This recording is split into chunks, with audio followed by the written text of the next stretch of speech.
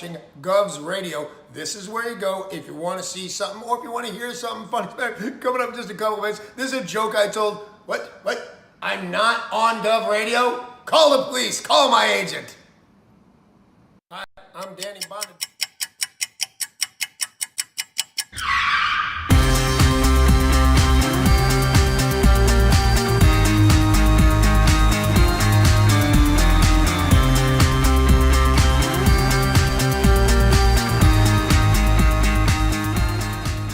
Tony, welcome to Go. Hey, Joe, how are you?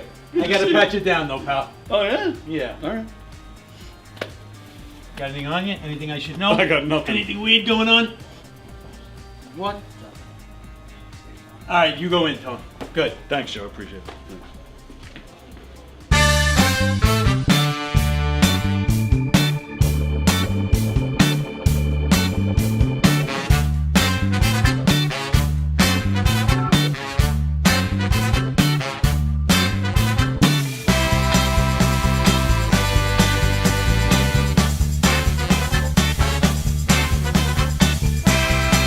Hi, I'm Tom Kelly of The Tom Kelly Show. Yes, this is not the only time I've gotten on my knees in the back room of a comedy club.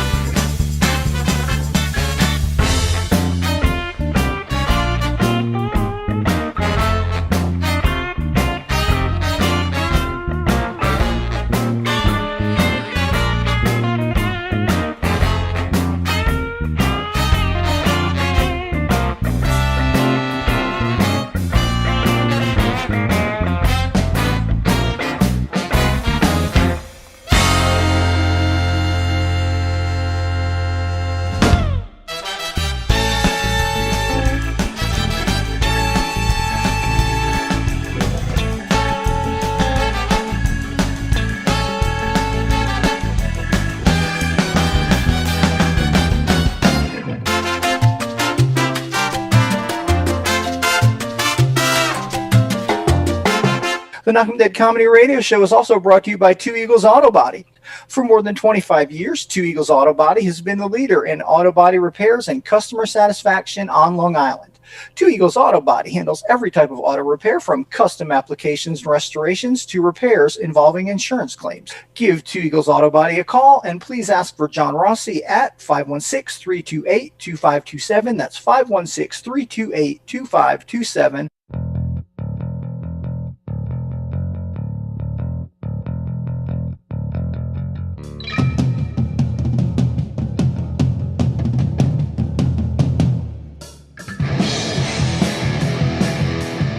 Hey, how do you say there, people? It's Johnny Brennan, creator of the Jerky Boys, also of Fox TV's Family Guy fame. I just want to let you know you're listening to Tony on the Knockem Dead Radio Show. You're gonna keep knocking them dead, so keep listening, you wacky sons of bitch. Right there. Over and out there, sweet Charlie. Long time no see, man. Hey, man, I miss you guys, man, at Knockem Dead Comedy Radio. Hey Tony, you're not funny, and you probably shit yourself a lot, and you're no fun to be with, and you don't make that much money, and you're not going anywhere in show business, and I hope you get hit by a bus.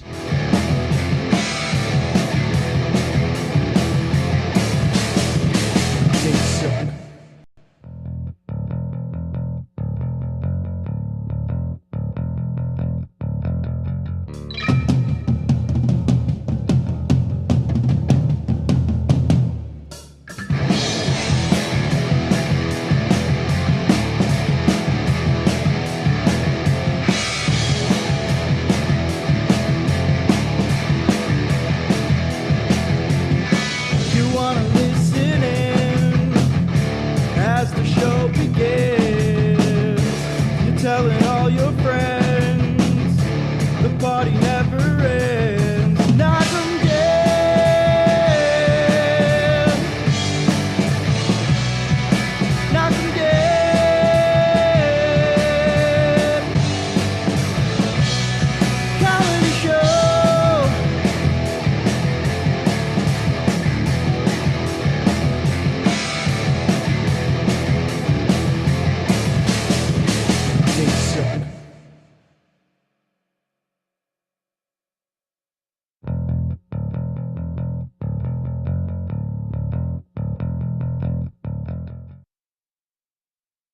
Those two handsome fellas. Where? I don't know. Let me share. Are we ready? Boom. Okay. Hi. Hey, everybody. Welcome to the Knockem Dead Comedy Show here on Gov's Comedy Club Podcast, the YouTube channel, the Facebook page, all that good stuff. Please subscribe to those pages and follow them and like them and share them and do all those things you're supposed to do. What's the matter? Nothing. Oh, you're checking the delay? No, I'm looking at the two handsome fellas. Oh. I don't see any. Mickey Delaney's watching. Hello, Mickey. Where was I? Yeah, Knockem Dead Comedy Show. We're coming at you live from the legendary Governor's Comedy Club, the historic Governor's Comedy Club. Please, follow and share and all that good stuff. And be sure to comment and say hi throughout the show. We love hearing from you. Hello, Carol. If you're going to comment, please do so on the YouTube feed because that is where we monitor the comments. You can comment all you want on Facebook, but we won't see them. But we do appreciate you watching. Why don't we see them? Because I'm not monitoring Facebook. Oh. I only see the YouTube feed. Oh. Which is what you're looking at up there. Good morning, Carol. Where John Drusiello just said hello. The sister shirt from last week. No, this is a different shirt. You're wearing completely different shirts this week. I will back you up. Shirt, yeah. Yeah, it says right here on the back of his shoulder. It says Old Guys Rule. First off, why does it say that? And why would they put it there? Nobody. Well, it's actually on all the buttons. It's on all the buttons. Old Guys Rule. Where old guys can't see it. Exactly, because I can't see it. So how do you know it's there? Oh, right there. Old Guys Rule. See that? Oh, that button. See how it works there? I often wondered that about Stevie Wonder. Like, did he know what they were doing to him with the braids and the crazy outfits? Absolutely not. Yeah, I don't think he knew at all. Or they told him that everybody. New dog he got though. A new dog that Stevie Wonder got? Yeah, he got a new dog. Beautiful dog. No, I did not see this. Oh, he did. Don't worry. That's a bad old joke. It is a bad old joke, and I didn't see it coming either. I'm shocked. I was about to ask you, like, how do you know? 99.9% jokes, you always see them. Yeah, and I totally missed that one. What are you, a stroke victim? Yeah. It's a Woody Allen joke. I steal a lot of jokes, don't I? That's all right. Well, yeah, you're the cover comic or whatever. The cover comic. That got a big response last week, by the way. Yeah, I know. I've been doing a lot of thinking about that. I do have a life, but I was thinking a lot. Like you had the Genesis thing, right? Right. There's so many. I know I'm repeating myself from last week. It's all right. So many cover. Why hasn't someone done that yet? Right. You mentioned the Robin Williams guy. Yeah. Roger Kabler. Roger Kabler, and out he in is California. Excellent. Oh, you looked him up? Yes. Yeah. He does a great job. Yes, he does. Does a great job. But why isn't there more? Yeah. Well, maybe there are, and I'm just not aware of it. You know, I mean, like here, you're not going to see that kind of thing. You know, that's almost like a Vegas type of thing. Or, theaters. I mean, and again, you get the tribute bands are out there, like you said, Genesis. And I think I did mention last week there was a guy doing Don Rickles, and he would do. Yes. He was hitting mostly like retirement villages and stuff like that. Okay. He was hitting that circuit. Stuff. Yeah, I think he would get tapped once in a while to do something like on a TV show. Like once in a blue moon, he got something like that. But his style of comedy was almost a little common. Insulting humor is with the roasts and all that stuff. Yeah, but the stuff that Don Rickles used to say, he could not get away with today. No, not at all. I mean, there's a clip on YouTube. I don't know what this was for, but it's him on a baseball field with Tommy Lasorda and some Dodgers. This is going back to the 80s. Yeah. And he goes up to Pedro Guerrero, who was a great baseball player in the 80s, but he was a big dude, and he went up and Pedro Guerrero, you can guess his race. And he went up right up to him, like doing stuff like that, and made some kind of reference to Africa, like. And I'm watching, I'm like, holy shit! And they're laughing their asses off, all of them, like all the players that were standing at Tommy Lasorda, they're all laughing their asses off, as it should be. Yeah. And the man, if you do your research on the man, he had no bad feelings in his body for anybody. Oh no, he just picked. He just was went the whatever. least racist person. Yeah. Absolutely, he was a man of faith, and he was. Again, if you do the research, he was a very generous man, and everybody loved him. It was just his humor, and and I don't know. And like I said, as it should be. I mean, he didn't sit there and say, Pedro Guerrero, you're a piece of shit. You treat women badly. Like it's just, it's your race, it's your family, it's your heritage. He's just poking fun at the heritage. He didn't say anything about the man himself. All right, so he's not white. Okay. Right. But he made fun of white people, too. He made fun of my everybody. God, everybody. And he didn't That's mean the it. thing. And it's just, I don't know. When you don't mean it and you're just messing around, like there's that scene in, which we've never talked about it, but I have no doubt in my mind you love this movie, Gran Torino with Clint Eastwood. Oh, it's a great movie. Yeah. That scene where he takes the kid into the barbershop and he's trying to teach the kid like how to like talk to men, like be a man. Yeah. And they're like, he's like, "What's up, you Irish wop or whatever?" That like him in the that scene. I love that scene. That's a great scene, and it is the way it should be. And I mean, how many times have you had conversations like that with other guys, and there's not a single ounce of seriousness behind it. No, it's all fun. Right. It's all fun. Yep. Remember Don Rickles doing a roast? He was famous with the roast. And yeah, right. I hope this is okay, but it all is in humor. And he was up there, and he's like, to Nipsey Russell, he goes, "Oh, they need help in the kitchen." Yes, I remember that. Yeah. And back then, it was hilarious. And I think Nipsey it's Russell hilarious. laughed his ass off. He laughed his ass off, yeah. I mean, I know there, like, Sammy Davis Jr., like, there were times he said, he was uncomfortable with certain situations. Yeah. But he, I think it's safe to say Sammy Davis Jr. had a pretty damn good life. Right?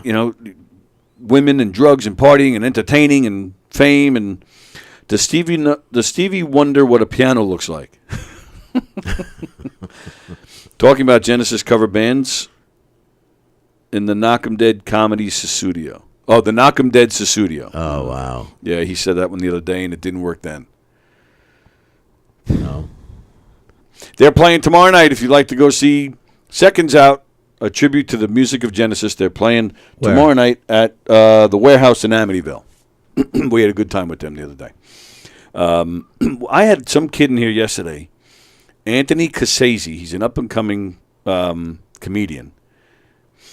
He's in here sitting in that very chair. Took him around 3 hours to get here because he's from South Jersey. He's from Asbury Park, as a matter of fact. He's sitting here while his mother was in a hospital having open-heart surgery. What? Exactly. I even said to him, I said, "What are you doing here? Get out." And he was, "Oh, it's fine. My brother's going to keep me up to date." Like, what are you doing here? I couldn't believe it. Unless he was putting me on. I don't know, but... Or he hates his mother. He went on and on about how much she means to him. Oh, really? Yeah. But so much that he was here 3 hours away. So let me ask you a question. This is your program, right? I believe so. Yeah. Last time we checked, right? Sure. So if your mother was having that's a very serious surgery. Oh, of course. Wouldn't you postpone that day? I've canceled this show for less. Yeah, I definitely I definitely would not. I don't. It's a weird thing. Like, if my mother said to me, like, all right, first I'm going to start off. I don't know how long an open heart surgery takes, but I'm going to assume it's going to be a while. I would imagine, yeah. If my mother said to me, "No, go do your show. I want you to go do your show." Now, I still don't know if I would do it, but I wouldn't be 3 hours away. Right. My mother lives one town away from here. There's a few different hospitals that are within 15 minutes of here that she would probably end up in.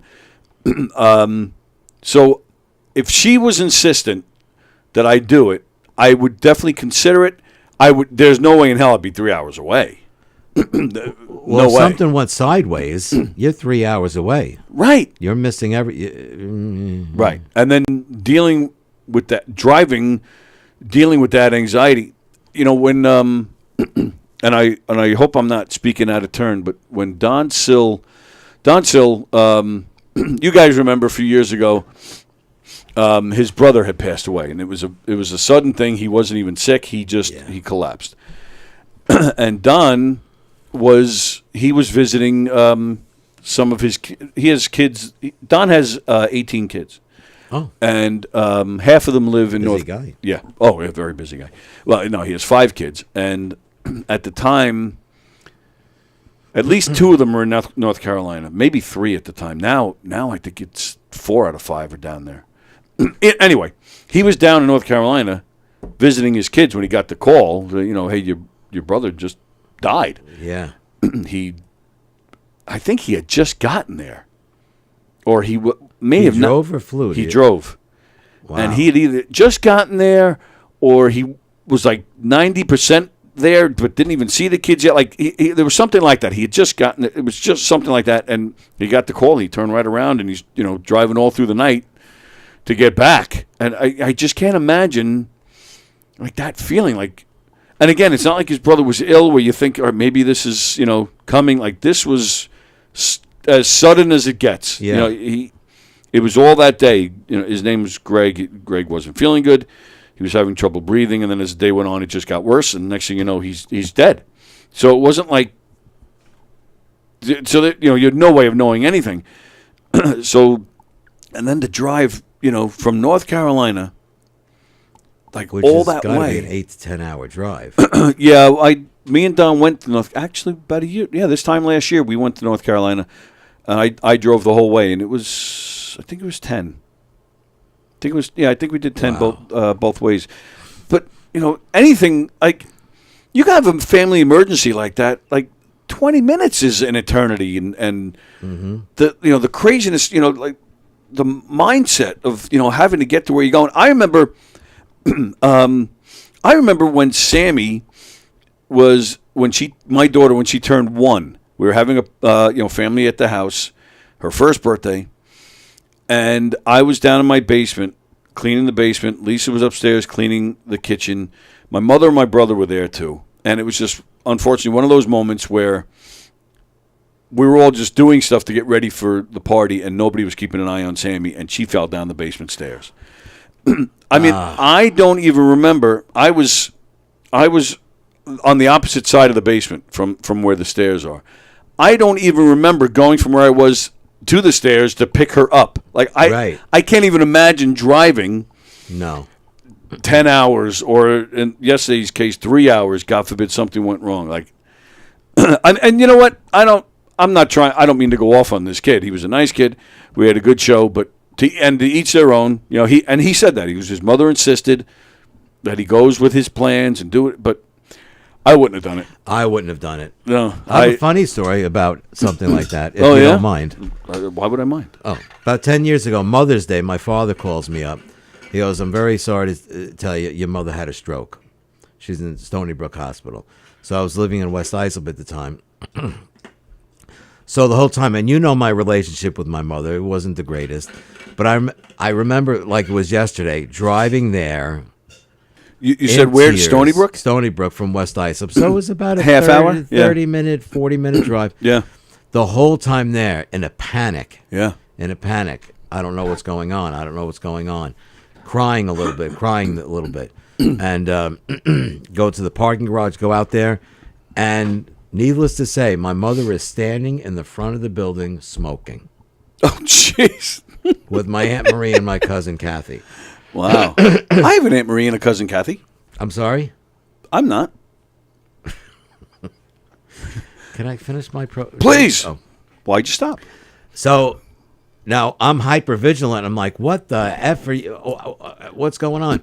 And in the distance, I hear Edna Kaplan, please report back to floor 3. Oh, my goodness. So she snuck out of bed. Obviously, she had a minor stroke. Right, yeah. And this is the same woman who almost got arrested smoking on an airplane. Oh, is that right? She just couldn't stop smoking. Wow. So I do know the feeling of that panic. Absolutely. And that was only a half hour. Right. But the joke was I don't know if this fella, when she had her open heart surgery, she was smoking a cigarette afterwards. But my mother was. Right. Well, the heart is open. Just put the cigarette right there. It's so. Yeah, I have not heard from him. I did, when he was leaving, all the best to your mom. Hope she's okay. And you haven't heard from him since? I don't know him. The first time I met him He's a comedian? He's he's only been doing it for maybe 6 to 9 months. Wow. He's kind of new at the game. He's been doing like TikTok and video content. He's been doing that for a while. Oh, okay. And he's made a little bit of a dent, so now he's trying to transfer that into personal appearances and stuff. I mean, like I that. understand coming to one of the meccas of comedy in the tri-state area here. Oh yeah, Yeah. I mean, and I said that to him because it was his first time ever here, and I said, "This is, if you're into comedy, this is a very historic place." Oh yeah. Eddie Murphy, started here, literally started here. Rosie O'Donnell played here. I mean, go on and on with the names of people that have been in this place, but but we could have easily rescheduled, if he wanted to. So, but again, to each their own. It was his life. It's his mother.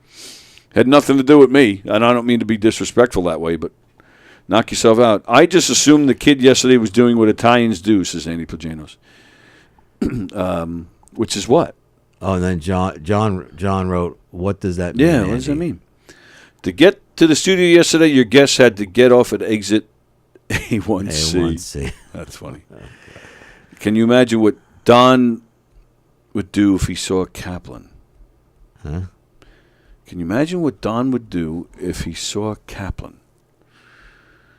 What would Don do if he saw Kaplan? Oh, Don Rickles. Oh, Don Rickles. I'm thinking, Rickles. yeah, because we were talking about Don Sill. I don't know why I have to hold that picture up every time I don't say know his why. name. It is comical though.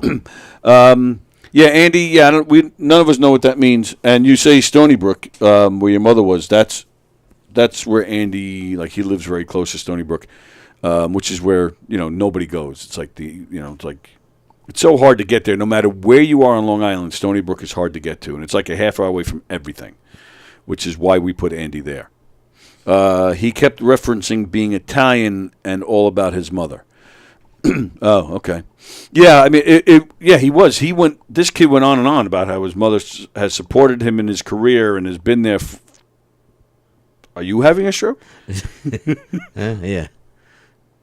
Oh, Andy is smoking bad dope. I think he meant to say Andy is a bad dope. Yeah. My apologies for my bad joke, Tourette, says Fremder. At least I don't repeat myself on stage for 7 minutes every now and again. Well, that's what you're supposed to do. So anyway, we had a good response from that last week. You asked a very interesting question. We got a lot of responses on the comments, even after the show. Oh, really? Yeah, I heard from plenty of people like, that was a really good show. That was, in fact, Don Sill. He said it was one of the best shows I've had in a while. Nice. So what I was thinking, and I'm putting you on the spot, so if you want, we can start this next week. I think we should have a weekly Mike question of the week. Meaning? Meaning that because that's how it started last week. You're like, I have a question about comedy. Oh. And then you asked, why don't... Does it have to be comedy related? Because I love comedy, even though other people think I don't like comedy, but I love comedy. I think... How about this? The next two stick with comedy. Okay. And then from there, it can be anything. And if we want, we can, return to comedy. We can go anywhere we want after that. Is that Beautiful. All right. So that's our weekly gimmick with you. It's, it's like a gimmick? Like we have Tuesday trivia. Thursdays are now our musical Thursdays. We have a band called Gotcha Covered tomorrow. See, another cover. See? Right. Assuming I know nothing about these guys. I've not done my research yet. What do they cover? They're blankets. I have no idea. That's what I'm saying. I don't know if you heard me. I just said it. I have not done any research on these guys yet. But Gotcha Covered. That's the name of the band. That's a pretty cool band. But we don't know what they cover. I'm assuming they're covers. Barry Manilow stuff. I did look quickly this morning. I did see it. The only thing I saw that I found interesting, they have anywhere from one person in the band to 9 people in the band. So What? depending on when you go to see them, depends on what configuration of the band you're seeing. And that also depends on like if we're just playing, I don't know, Harry Chapin or Jim Croce music, it just might be a solo guy on a guitar. If we're playing Like Kenny G. right, like Kenny G, you might see a guy with a clarinet. Was it a clarinet? I don't know. What did he play? Alto sax? I don't know. I didn't pay attention to Kenny G. I don't know. Imagine how our lives would have been without Kenny G in our life. Yeah? No. I think pretty much the same as my life now. Yeah, so that's the only thing I saw about these guys. And then I did see some of their dates were like James Taylor night, and I think there was a Beatles event. And yeah, so that goes to my point again. Yes. And now you see a lot of these cover bands really coming out of the woodwork. Oh, Long Island has become the mecca for tribute bands. Oh, my God. And most of them are doing well, and they make a good amount of money. I had a Heart tribute band in here, I don't know, like a year ago or so, and oh my God, they were both so hot. I just had to throw that out there. Even they looked like they were even prettier than the younger Ann and the Nancy. other one, Nancy. Thank you. They were right there with them. Wow. Yeah, without being my usual creepy self, the Wilson sisters in their day, they were beautiful. Both, and you know what? I personally think they still are. I mean, they got to be pushing 70, but they're still out there kicking. What a great band! But these girls were they're Long Island based. They have their Heart tribute band, but I mean, they hardly ever play on Long Island. They're making their money. They're going all over the country playing their stuff. It's turned into a big money maker doing these tribute acts. Big money.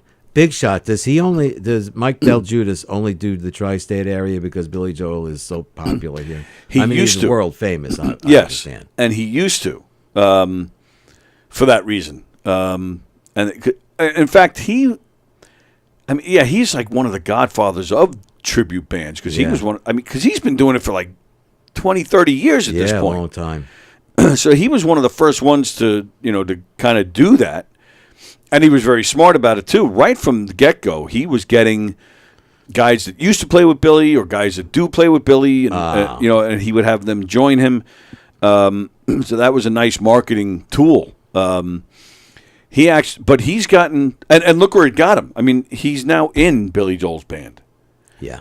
And he's gotten, I don't want to say, and I don't mean this in a bad way, I'm not trying to talk negatively about Mike because, when we have done that on here, it's gotten me in trouble. When he's not famous, but right. He's definitely Long Island famous, and it's enhanced his career by joining Billy Joel's band. He's done, he wrote the that show Kevin Can Wait. Mike Del Judas wrote the theme song, performed it. So it's definitely upped his game. Where now he doesn't do Big Shot anymore. It's just Michael Del Judas, and his set is Billy Joel heavy, but he mixes in other covers. He'll throw in some originals. Like he's trying to, how much longer is Billy Joel going to go? I mean, the guy, he's going to be 75 this year. His Garden residency is ending in July, I think it is. So he's trying to up his game to get himself out there more. So, he doesn't even call it Big Shot anymore. It's just Michael Del Judas. But, yes, he's been – but because he's really gotten up there, every time you go up there to read, you look like – Because I'm having a hard time reading. Oh, is that what it is? Yes. Oh, all right. I thought you were just getting mad at what they were saying. No, not at all. From the Billy Joel's new hit song, I Wish Tony Kissed Me That Day Underneath My Bike. Yeah. I used to kiss Mike. No, I'm kidding. Mike used to be a friend of this show. He used to come in here. Oh, really? Yeah, but one day his wife sent us, Mike's got, I think, 4 kids. He has at least 4 kids, maybe more. But at the time, one of his sons was around 16 years old, and wrote and recorded a song himself. So they sent it to us, and we premiered it. It was an exclusive. We were the first ones to play it, and so we did it. But again, he's 16, and in the song he dropped the F-bomb. I think maybe twice, at least once. He dropped the F-bomb in the song. So that we played the song, and then after, we just were like, we were just playing around. We're like, oh my goodness, what, he said a bad word, and he's only 16. You're punished. I mean, that was really the gist of what we did. I don't know, for some reason they got mad at us. Isn't that what comedy is about? Right, but they got mad at us. And Mike didn't, and we were pretty close for a while, me and Mike. We were pretty close for a while. He didn't talk to me for like a year or so. And then, but then I did see his wife somewhere. I forget where, but she was as friendly as can be. Yeah. I was like, oh, okay. And then he seemed to be okay with me after that, but even still, like, he doesn't, like, we don't talk on a regular basis anymore. Like, we used to talk a lot. He used to single me out at his shows. If he saw me, he would, Tony Walker's here. Go check out Knockem.com. He was like, oh, Mike, thanks a lot. Yeah, like, I would comment on his stuff on social media. He doesn't really acknowledge. In fact, I just did it the other night. You think it's just based on that one episode? I don't know what else I could have done, to be honest with you. That's the only issue we've ever had. Was the kid on the show when you premiered the song? No, they just emailed us the song. We were just it was just another day, like we are here now, just doing our thing. And she sent me a text. So I'm going to send you a song that our son did. If you feel like playing it. I'm like, yeah, that would be great. And she's like, and she said, you're the first ones that are going to hear it and play it. I'm like, oh wow! And so we played it, and that was it. And she kind of, I don't want to say she went off on me, but she definitely had a lot to say to me. I can't believe you did that to him. You made him all self-conscious about the song. I said, I said to her, go watch it again. I said, it was pretty obvious we were joking. Yes. Like, it wasn't like I'm sitting here like I am now.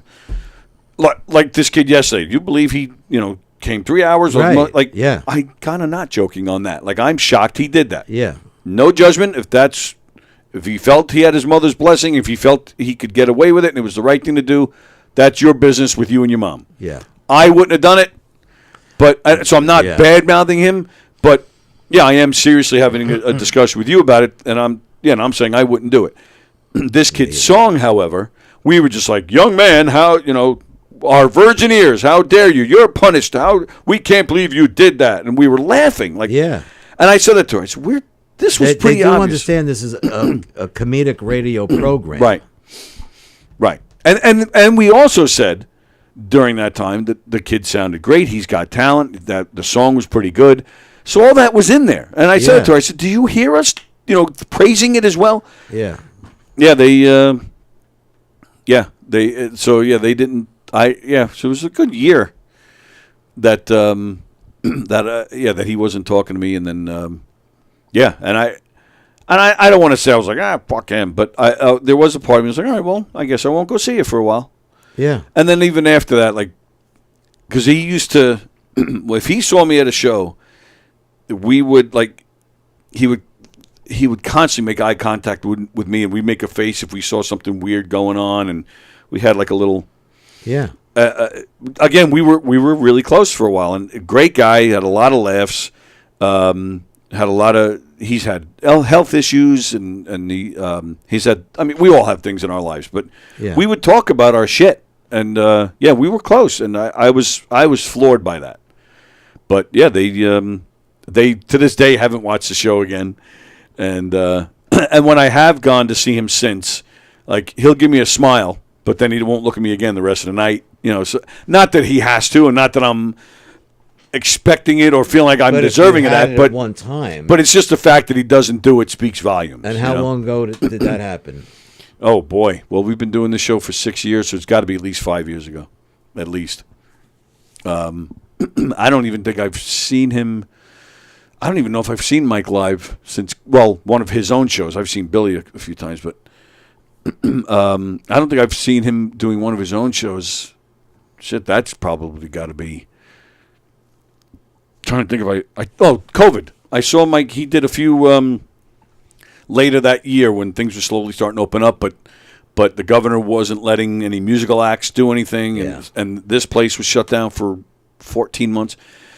during that time, I saw him. He was doing like outdoor concerts to like almost like to protest that the music should be back out there. That was the last time I saw him, which is when I saw his wife. So that's what it was. I saw his wife at one of those events. That's what it was, and she was friendly as can be, hugging me, and I even went right up to him. He came to me and gave me a hug, and he said, "So good to see you." And I even said to him, I said, "Are we cool?"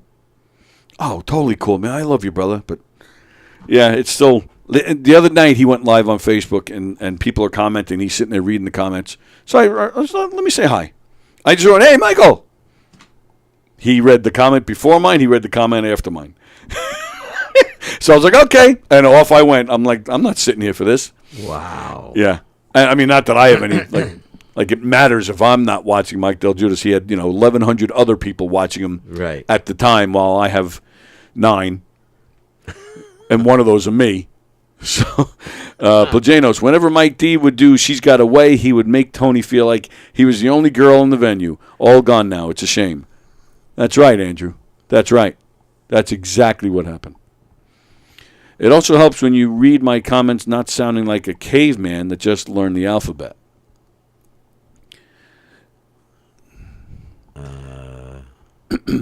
Crickets?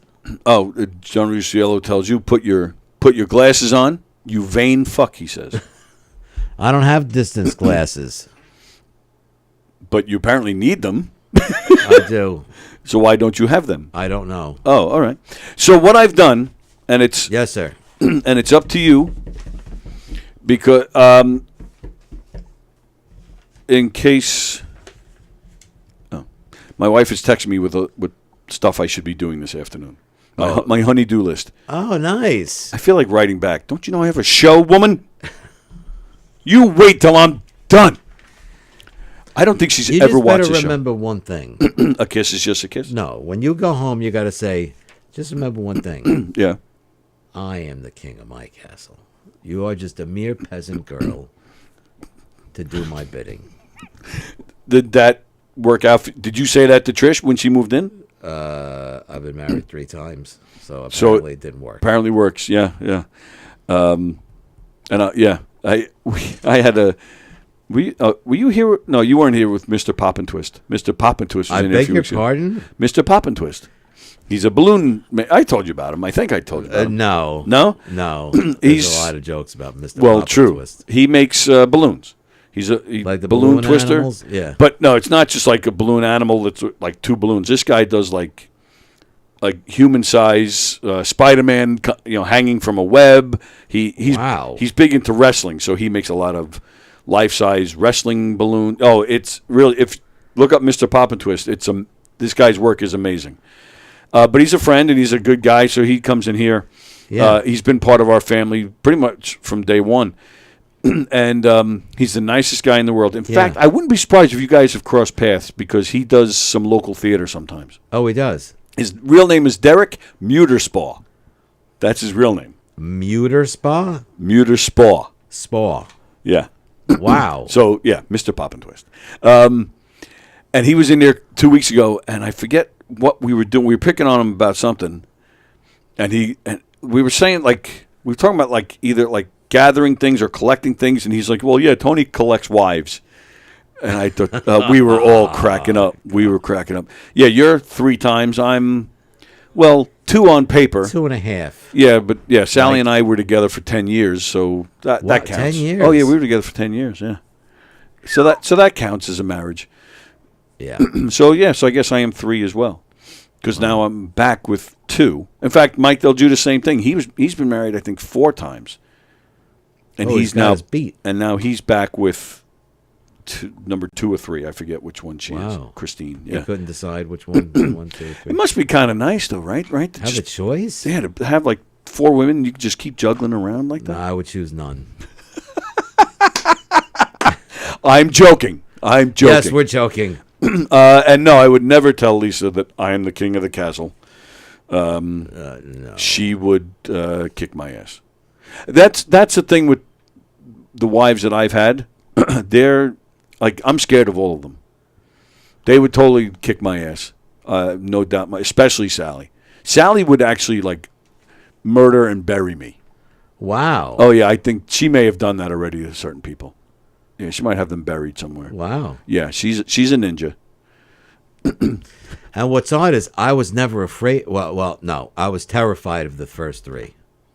This one that I've been living with, I am not afraid of her at all. Really? No. I was afraid of your number 2. And I don't She mean was your scary. dump. I mean your wife, number 2. I never met wife number 1, the mother of your son. I never met her. Yeah, she scared me. Wife number 2 was very funny, but there She were was very funny. Yeah, but there were times she did scare me. Yeah. Oh yeah. She could be funny, but don't piss her off. No. Yeah. No. And then wife number 3, I didn't really know that well. No. 3 was the scariest. Really? Mm-hmm. Uh-oh. Speaking of wives. Hello, sir. How are you? I'm fine. How about yourself? Hi. I'm wonderful. Good. I want to, the guy that's sitting next to you, I don't know if you're lefty or right. I don't know the guy that's sitting next to you, he's so full of shit. And I'll tell you why. Tell me why. He does this, I'm the king of my castle. I'm going to bring it down memory lane. Oh, here and we go. I heard the story he's a million going to times. get pissed off at me, but I don't care. So when I used to go to the city quite often when we lived out in Patchogue. Okay. And every Tuesday we had a lunch dinner with some of the guys I worked with who Mike knows, who's been in their company. He's been in their company. Okay. So I said to him, Mike, next Tuesday, why don't you come with me? We went to this restaurant in the Bronx. I said, and have lunch with us and have dinner with us. So he goes, okay. And this was on a Monday. This was on a Monday night in my garage. He said, oh, okay. All right. Tuesday comes. All right. I say, Mike, you ready to go? I can't because she's watching the grandchildren and she needs help. I go, what? She goes, yeah, she watches the grandchildren every Tuesday. Yeah, I know, but she really needs help. The kid was an infant. It was in a carriage. I said, what are you kidding me? I said, okay, Mike, I'm gonna go. All right, so I went. Fast forward a couple of months later. Yeah. All right, I said, Mike, are you doing anything Tuesday? No. The kids are off from school or whatever. What? He's not correct. Parents are watching them. I said, good. I said, come with me in the city. I said, the guys really like you. All right, it's one of the few guys that are not they really took to. All right, Mike is very personable. I says, come with us. Okay. Tuesday afternoon, I call him up. Mike, I'll pick you up in front of the house. We're only right next door to one another. Oh, I can't. I said, what do you mean you can't? All right. I got to go to Home Depot. I need to put up a shelf. She wants a shelf put up in the basement. All right. That's it. That's all I'm saying. All right. This is your friend that has balls. All right. I am the boss of my house. Have a good show. Michael, get a new shirt. Goodbye.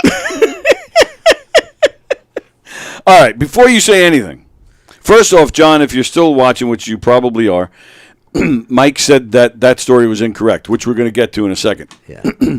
Frank C. says he grew up in Patchogue. Very nice. Frank, who are you? Do we know you? But whoever you are, thanks for watching. I am going to defend you, though. Whether the story is incorrect or not, I'm going to defend you. The honey-do list. Exactly. The honey-do list. John, you stay and take care of the honey-do list so that you can, get the honey to do your list, if you know what I'm saying. I mean, why do we do anything? Listen, he might get mad at me, but I know he's terrified of his wife. Is that right? Oh, yeah. No, I don't believe that. She's the nicest lady going. His wife? Yeah. Lovely woman. He's got no reason to be scared of her. No, lovely woman. Oh, so that's your whole story? That's my whole story, and I'm sick of it. So why is he scared of her? Huh? Tell me why he's scared of her. Then, oh, that I'm not at liberty to say. Ah! He'll have to tell you. Whoa. And, oh, it's Frank C. from Seconds Out. Frank C. from Seconds Out. Frank, I said it a few minutes ago, actually. I was telling everybody to go see you guys tomorrow night at the Warehouse in Amityville. Right? I did, right? You did. Thank you very much. I think you might have mentioned it twice. Well, I just did. Now maybe 3. Okay. Thrice. Yeah, so I'm going to defend you. I will say that you should have told him in advance, but I don't blame you for not going. Wife wants a shelf? Okay, honey. Listen. You'll be naked for me later after build the shelf? Great.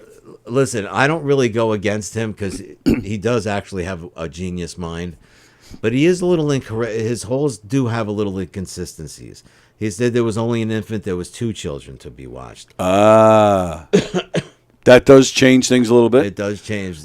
When they're that young, they're a handful. It changed the dichotomy of the situation. Big words. I know, marmalade and delicatessen. That's right. I write my wife to-do list on my penis, says Fremder. Well, that's why she never does anything. She can't see the list. She can't see the list. Thanks. Yeah, so John, I'm siding with Mike on this one. My apologies, but I'm siding with Mike on this one. Granted, there are times where we should be able to say, no, honey, I already made these plans. You get your shelf tomorrow or next week. So I did just offend you, but now I'm going to side. I am going to go and defend John a little bit because, that's why we're doing the show on Wednesdays. Because, Mike's better half said, no, you're working on Thursdays. You're working on Thursdays. Actually, she didn't say that. I told she wanted to know my schedule about when I wanted to work, and Thursday happens to be an important day to work there. Right. So you said, "I'll do anything you want." No, it's Thursdays, but I whatever you want, honey. I love you. I'll do it. Just be naked thrice a week, and that's I'll be it. Good. Three a week. You're good. What? You said thrice a week. You said. At least. At least. Okay. At least. But that's your. But yeah. So at least. So if it's at least right. If it's at least 3 times a week, you're good. Like you're happy there.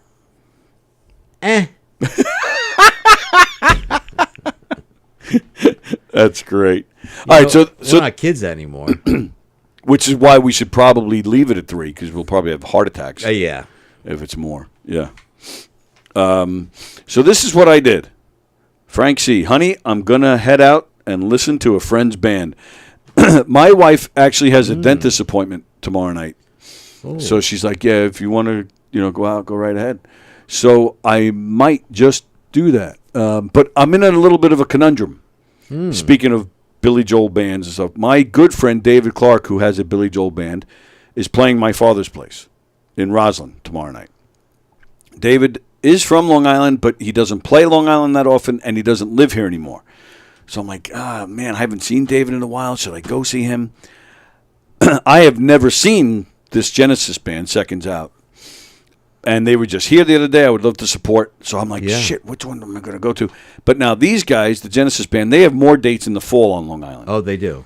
But I'm like, all right, but I just saw David. In fact, the last time I saw him was in August at the Argyle Theater. So I'm like, nice theater. Oh, it's a great theater, the Argyle. Great theater. I love that place. Yeah. We had the owners in here once. You did? Yeah. I saw Beauty and the Beast there last year. I saw $1 Million Quartet there. Had front row seats. Are you familiar with the $1 Million Quartet? No. It's just so there was one day in the 50s where Johnny Cash, Carl Perkins, Jerry Lee Lewis, and Elvis sat in Sun Record Studio together and, played each other's songs and showed each other stuff. And so they made a play out of it. And it's a musical. Oh, yeah, it's been around for a while. But it was at the Argyle Theater a couple of years ago. And, oh, my goodness, it was fantastic. They did those voices well? These guys had it pretty close to it, yeah. Wow. Yeah, pretty close to it. It was impressive. Are hard voices to emulate. Hard especially voices. Johnny Cash. And, just to... Elvis. Right. And to be able to do all that, do the show and play guitar and, to do the whole thing. Yeah, these guys... Well, the Argyle Theater brings in, union actors. Like oh yeah, the Argyle is not local productions. These are Broadway caliber. Come on, you're an actor. It's called the Regional House. That was the word I was thinking of in my head. Yes. Regional. Thank you. Yeah. So you have the Gateway in Bellport. You have the John Egerman Theater in Northport, and then you have the Argyle in Babylon. Yeah, those auditions are like in the city. They're not even at these theaters. They rehearse in the city. Yeah. Too. Yeah. Well, Gateway doesn't rehearse. In the city. Yes, Gateway, you're correct. They have on-premise housing. Mm-hmm. I just went and saw in the Heights there because we Trish and I met this young lady at the Stardust Diner who sang Happy Birthday to her, and just to talk, and she goes, I just got a role as Nina, the lead in the Heights at Gateway. We're like, well, we live in the next town. We'll come see you. And we saw her, and we waited at the stage door. We got to see her, got her picture taken, all that stuff, and that's my story. Threesome? Wait a minute now. Stop. Hold the presses. When was Trish's birthday? February 2nd. Oh. I don't recall hearing about that. You were doing this show once a week at that time. I didn't shout out her birthday? I don't think you did. Anybody who happen to remember? I don't remember anything on this show. But you I don't remember everything. I don't. You have a memory like an elephant. Yeah, it depends on the subject. Yeah. The cast for the Murder Mysteries make fun of me because I can, like, they'll bring up, I remember something where this one said this, and I'm like, oh yeah, that happened at the. I remember that about you. Yeah, like I could tell you where it was, what year it was, who was in that show. Yeah. I don't know why, but I do. I remember all that stuff. Fremder. All right. So what did Fremder say that before I read his comments like a caveman? All right. So let me read it just like that. I don't want to disappoint him. The Adher Day I had to call maintenance. The other day I had to call maintenance on my dishwasher because it broke. They told me it was going to be a while, so I filed for divorce. Oh, my goodness. Oh, all right. You have John Rusciello's permission to tell me why he's scared of his wife. Oh, he did? No, tell him, Mike, why I'm scared of her. That's exactly what it says. I promise. No, tell him, Mike, why I'm scared of her. You do see it, right? I see it. Okay, but you don't want to. I don't really want to because that's I have fine. such a high regard for his wife. And she's an incredible human being. Okay, all right. But no pressure. He says the second kid was too old to watch. You know, because you had to watch two kids. Right. How old was the second kid? Or the first kid? The one was an infant. One was like 5 or 6. John, is that too old to watch? I kind of think you still have to watch him at that age. Just a guess. I don't know. Unless I have an open heart surgery, then it doesn't matter. Fremder, Jerry Lee Lewis, Great Balls of Fire is a song about how his nuts felt after he fucked his sister. Oh, my goodness. God. Well, yeah, he did. He married his cousin, right? Yeah. Frank, And no, I wasn't she meant... like 13? Something like 13, Yeah, 14. it was Well, really Elvis wasn't much better. Priscilla was, what, No, 16 when he yeah, started dating her? Yeah. Freaking South, man. The South scares me. I will never, like, I don't even like to think about going there, let alone, like, moving there. No. Frank C., no, I meant that when I say I'm going to see a band, my wife gives me the sigh while wistfully looking to the side. So I feel like I'm having an affair without actually stooping another woman. Stooping. Carol, memory like a drain. Only the crap sticks. Everything else disappears. Wow. Yeah, she's right about that, actually. She is totally right about that. She's a very cerebral thinker, Carol. Carol is the best. She really is the best. Yeah, she's wonderful and yes, full of substance. Which is basically what you said. I just said it more simple because that's me. Fremder, my memory is pretty shot. Also, whenever I want to remember where I put something, I shove it up my ass so I never lose my shit. Oh my God. You know, he is a very funny guy. Fremder's all right. He's got quite a... Fremder, next time you do come in, which I believe is going to be soon, I am going to make you tell your story. And he's got a wild story about, like, involving a girl and a fire, and yeah, he's had an interesting life, Fremder. Yeah, but yeah, he's a good guy. He's been very supportive of this show for, I don't want to say from day one, but pretty close to it. When Don and I made the movie, there he is. He came to the premiere. Yeah, he's a good guy. Next time Carol sends you a box, Mark White's going to pop out. I would actually like that. I haven't seen Mark physically in, I think, like 5 years. And he lives in Texas, same as Carol, correct? That is correct. Wonder if he eats those big peanut butter cups. Well, yeah, Mark he did the show last week. He called in last Thursday. And he did. He just happened to mention Buc-ee's. I didn't even bring it up first. Oh, he really? did. And I was like, wait a minute, hold the phone. So we talked about Buc-ee's for a few minutes. He has not tried the chocolate and peanut butter. He hasn't. But he loves the place itself, Buc-ee's. He loves it. He goes there. Was it chicken? Sorry. I wasn't even trying to make a joke there. I'm serious. I think that's what he said he goes there for. Just as soon as I said it, I just knew Fremder was just going to have a field day with that. But I think that's what he goes there for. I didn't mean to be that way. I'm pretty sure that's what he said. I think I'm going to puke. All right, let me move on quickly. Our Father who art in heaven, hallowed be thy name. Right. I was about to say, the lightning is going to strike, but speaking of which, did you see that lightning this morning? I was in the bathroom indisposed, and it was very scary. Well, it had nothing to do with the lightning. No. Trish walked in. Ah! No, she went to work at that point. Oh, okay. Because you said, I'm the king of the cat, so you go to work, woman. Are you all right over there? You know what? I did say to her on her way out the door, yeah. I did all the schmoopsy poo, all that stuff, you know. Nice. I said, go make us some money. Patted her on the rear end, off you go. The general. Yeah. Well, yeah, I'm general. sure as she was walking to her car, she's like, that's my man. I love that guy. She was cooking me dinner this morning, setting it up for tonight. It's going to get cold. That's why they make microwaves. I don't know if you know what a microwave is. I don't have a microwave. I beg your pardon? I don't have one. We have an air fryer. So an air fryer. Oh, it's fancy. I don't know. Lisa bought it. I don't know. They say now. I know you love French fries. Like yes, are they that much better in an air fryer than not? Than in a regular fryer. Well, they don't. You can taste the difference. You can. To me, in my opinion, it's not that much different that I have to really not cook it in the air fryer. But it's definitely healthier. The air fryer There's no oils, right? It's definitely less. Yeah, grease and oil. You're right. I've never used an air fryer. I don't even know what it does. It so fries with air.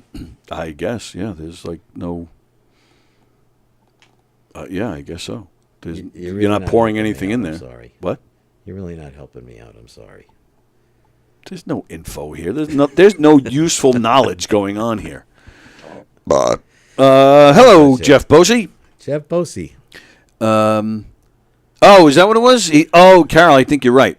Not that it makes it any less racist, but Carol says, yeah, Mark said he goes to Buc-ee's for the jerky. Oh, for the jerky. Yeah, and then she called me a jerky. Why did you say chicken, though? Well, he's a big chicken guy. He's always posting on Facebook him barbecuing chicken. Like it's like every other day there's pictures of him barbecuing chicken. Okay. The first time when he became friends with this show and the Spin Doctors were playing in Brooklyn, he had us go, like we were on his list, to get in to see the show. Yeah. So sure enough, we go there. We walk in. We had to wait to talk to him because sure enough, he's sitting at the bar like sweating because he's eating all this like, really hot, spicy chicken at the bar. Oh, really? He was like, enjoy your chicken. I'll talk to you when you're done. So I just always have, when I think about him, I just think about barbecue chicken. So I know that's a boring answer, but that's the truth. And it's not racist at all. The guy from the Spin Doctors drives so fast in the next Back to the Future movie that Mark White meets Doc Brown. I don't know why I'm laughing at that. Jeff Bosey's watching. Oh, all right. John Ruscio's got to go. His nurse is there. All right. All the best. Oh, no. Keep her on. Just keep the show on. Your nurse loves our show. She always says to him, like, because sometimes she's watching. His wife is a nurse. Oh, is that right? Yeah. That's hot. He's got 2 nurses in those outfits with him. Yeah. That's awesome. See, and that's why this nurse gets all crazy with the show when we talk like that. John, what's her name? Let's say hi to her. Have you asked her to, like... No, never mind. Do things? Yeah. Is Jeff Bosey calling us the sexy ladies? Yes. Because he is not. I haven't been called that since last night. Jeff Bosey is not a sexy gentleman or lady. He's just Jeff. He's just Jeff. Although, Jeff, you know it. I'm in love with Jeff's new girlfriend. Her name is Blythe. Blythe? Blythe. Like Blythe Danner? It's the only Blythe I know. You know Blythe Danner, actress? Not personally, but yeah. Oh. Yeah, that's the only Blythe. That's Blythe. a cool name. Is it? Why do you love her? She's very sweet. She's cute as a button, and she's very flirty. I love that term. You Cute asked as a me to button? come up with this thing. Are these buttons cute? I don't think I've ever seen a cute button. Why? Please chime in. Where did that term come from? Oh, she or he is cute as a button. I don't know what that means either. Right? Where did that come from, and what are your favorite stupid expressions? Yeah, cute as something. Cute as a button. Cute as a button. Do you want to look like one of these? No. Well, we kind of do. Like our heads are round. And there's no hair on them. Right. We're round and shiny. But it is an odd term, isn't it? That is an odd term. Cute as a button. Cute as a button. Yeah, I don't think I've ever looked at a button and said, wow, that's really cute. He doesn't mind that you love his new girlfriend? No. That's why I really like her, because I love a girl who has a big sense of humor and can be flirty. Just in a joking manner. I'm not sitting here saying, I can't wait to bang Jeff's girl. Like, I'm not saying it's it's all in fun. It's all for laughs. That's just my humor. And a girl that can go with that and just have some fun with that and have a laugh. Yeah, that is fun. Yeah, she's really nice, and she can and she dishes it back. She does. Yeah, that's good. Yeah, that's good. It just tells me that she's fun. Which I really like. Oh, I got a story about my second wife. Okay. Do you recall she was so shy? Do you remember that little house in Patchogue we used to have rehearsals? And one of the first times we had a rehearsal there, Barbara was sitting on the couch, and I forgot her name, but she was... Wait a minute. I thought you said wife number 2. 3. Oh, I thought you said 2. My apologies. 3. Okay, so... Barbara. Oh, all right, so yes, now I remember. Yes, and Barbara's... And we had this... little yellow house. Right. Yeah. We had this around our age, blonde-headed actress that was in the show with us. And she tried to engage in a conversation with Barbara, and Barbara just sit there like... The blonde bitch that sued me? That blonde? Not that one. Oh, no. not that one. No, she was another one. She wasn't very attractive. But she was kind of funny. I think I know you're talking about. I don't recall her name. She was kind of short, I'll ask you when we get off the air, but okay, so she tried to talk to Barbara. Yeah, and Barbara was just so socially backwards. Okay. I actually said, Barbara, it's okay to answer. You actually had to say that to her? Yeah. Oh my goodness. It was very strange. I should have known then. Should have known then that she needs to speak. Yeah. It's like a doggy. Speak, girl. Come on. That was just like, my dog. She wanted me to mate her. She wanted 50 biscuits. Wow. Is this on? Hello? No, I'm going to turn it off after that. Wow. That's a Rodney joke. You don't find that funny. She wanted... Johnny Carson fell off his chair. Really? When Rodney said that. She wanted me to mate her, but she really wanted 50 biscuits? No. She wanted 50 biscuits to get mated. Get it, like a prostitute? No, yeah, I get it. Yeah. Not funny, huh? Then the other dog joke is, my dog wanted me to mate him, But I said, you got to go through what I go through. See, that's why you need. Well, a that one tribute. I don't get. I'm not. I don't funny. get that one. Well, because a male dog wants to hump everything, right? And he said, "Oh, you want to go start humping things? You got to go through what I go through Oh, to get okay. it." Did you say male dog the first time? No. Yeah, see that? That's why it didn't go over well. Right? You need to say that, right? Right? That, that changes the whole thing, doesn't it? Yeah. You actually, in all seriousness, there here at actually all 3 clubs, they have comedy classes. Oh, you say you need a class? I'm not saying you need it. I'm not trying to come down and say, oh, you need a class. No, I do think. I just think you would do well in a comedy class. They help you, get your material down and make it decent. You have stage presence already. You got a great speaking voice. I think you should. I personally think you would do well in that. And I think class. I would bomb as a stand-up. Really? I would just want to improv, and I know we've spoken about that. And you said it can go either really well or crash and burn quickly. Yep. You could. See, I disagree though with you already have a bit because you have this thing where I don't laugh and I don't laugh out loud and I find weird things funny that's a bit in itself you could I never thought about talk that. about how you don't find anything funny and then you could say Rodney type humor those and not really laugh. odd they're very offbeat one-liners. Right. Vic DiBattista. You know you know who that is? Of course. He always does this thing. Whenever he makes his videos, he always ends them with this weird face he does. Yeah. Yeah, he just looks at the camera. Yeah. It's the same thing. You could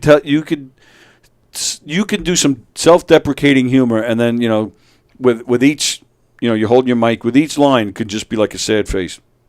The sad face that you have, I shouldn't say sad, but it's a very serious face. Yeah. And if you Jackie the Joke Man, he laughs his ass off at every joke he tells, and I do feel that helps the energy. It gets him going. It's the same thing. You're just doing it the opposite way, but I do think it would make people laugh if you tell a really funny joke and then it's just followed up with this. Well, people love my little inner circle who I share these Rodney jokes or with any joke I make up, which are very few. I have this face, and they like the face better than the joke. Right. So I'll tell a joke like this. So I went to the doctor the other day. I didn't tell you? No. Oh, and I said, Doc, I'm having a problem. Every morning I look in the mirror, I just see one ugly son of a bitch. He's so ugly, I can't stand my face. And the doctor says, well, your exam came out perfect, but your eyesight is perfect. Yeah, but see, that's not the face. That's not the face. That's not the face. You made a face that you went like this. No, your face. No, your face is just more.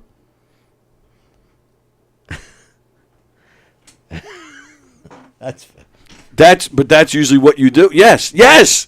That to me is funny after telling a joke. To me, that's funny. That's funny. That's a compliment saying I make you laugh. Oh, you've always made me laugh because you're such a fucking weirdo. So if I said a joke, because Rodney did this, he would say a joke.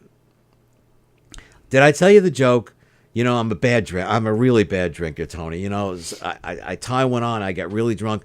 Usually the next day, I wake up at some strange place, naked, with a little kid with an accent rubbing my feet. Oh yeah. Well, yes, exactly. And Rodney would make this face. It wouldn't be a sad face. It would be like. Yeah, Rodney was definitely more animated. It wasn't. Yeah, you're much more animated. Your looks are more serious, but it works for you. Yeah, Rodney was more. Rodney was part of a different time where it was more hokey, and you can get animated, and even the jokes were a little hokey. more right. That's very well put. Those jokes wouldn't fly today, unless you're playing an old retirement home or something. Yeah, I know. I do feel, as much as I love Seinfeld, I do love his stuff, but I do feel at the same time, I do feel he ruined comedy. Because to this day, that's all comedy is. Just guys walking out there almost dressed like this and just doing observational humor. Yeah.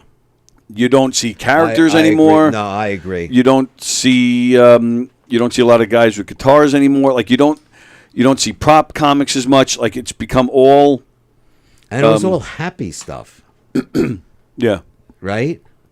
He would Seinfeld? Yeah. Kind of? No. But it was never self-deprecating. Not really. Maybe a little bit. A little bit here and there. But telling me those jokes, that totally reminds me, and this is kind of going off topic a little bit, but I heard a joke the other day that made me think of you, and I totally forgot about it until you started telling me these jokes. So this guy comes home from work, and his wife is there, and he's like, hey, honey, I'm home from work. Why don't we? Yeah. She's like, all right, come on upstairs. So he follows her up the stairs. They walk into the bedroom, and she looks at him. She goes, take off my shirt. So he does. She looks at him. She goes, take off my pants. So he does. She goes, now remove my bra. Now unhook my bra. She's got a big smile on his face, and he does it. She goes, take off my underwear. Now he's happy, and so he does. And then she looks deep into his eyes, and she goes, don't ever wear my clothes again.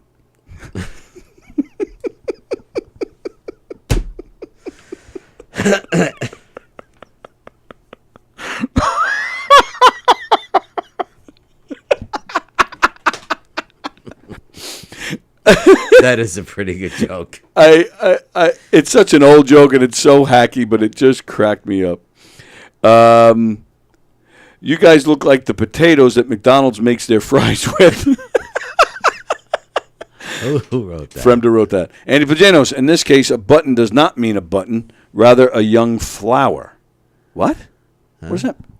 What? Is a young flower called a button? Like, what? I don't know what that means. All right, then. And then Mary says, Mary Bourne, hi, Mary. Hi, Mary. She says, fasten together. Well, I know what a button does, but it still doesn't make it cute. Fremder, Mike looks like an exhausted sea turtle that just swam 1,000 miles to get there. Yeah, you've used that one. I do? Not today. Tony, then Plagano says a constipated turtle. Fremder, Tony looks like Billy Joel before the show. Mike looks like Billy Joel after he just played a 3-hour set. He has told us that joke before. I'm sorry, Andy, to call you out. No, sorry. he does. He repeats himself all the time. Oh, he does. Sorry. Dig into the frown a little for the face, says Andy Plajanos. Yeah, okay. Whoa, that's good advice. What does he mean? Dig into the frown. Well, I think, Andy, did you write that before I told him about his face? I'm not sure because I think that might have went before with what I was saying when you first told your joke. You went like that. I was like, no, not that face. You have the face you made after I told you that joke a second ago. Mary, Mike, you're funny by not being expressive funny. Frown away, it's funny. Right. And it's killing me. There's another comedian that used to do that. Oh, really? But I can't think of who it was. Yeah, they would tell a joke and then they would just, Louis Anderson did a little bit of that. He did do that. Yeah, that's what I was thinking of. Yeah, he would kind of do that a little bit. Andrew Fremder. The other day, my wife asked me if I was having sex behind her back. I asked her, who did you think it was? Oh, God. But see, those kind of jokes, and then, followed by, yes, exactly. That's funny to me. So I don't know.